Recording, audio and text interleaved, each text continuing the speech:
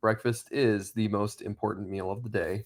And the reason for that, like you said, is the cortisol stuff. So if you do not set the tone for hormones properly first thing in the morning, you're not going to have a good day. It is exceptionally difficult to recover from skipping breakfast and then having your metabolism and your cortisol, your insulin, all of those other hormones that are required to regulate blood sugar to normalize.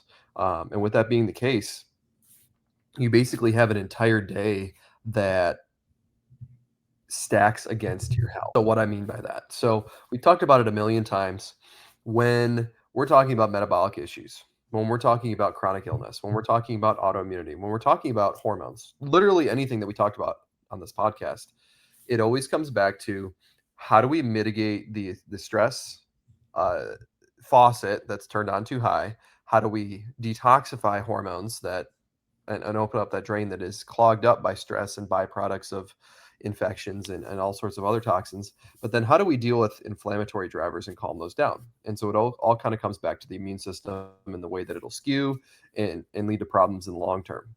So if we do not manage this properly, you'll get where chronic illness comes in. And so if you have one day here and then one day there, and then these days kind of start adding up as time goes on, that's where you start that ball rolling that starts to snowball.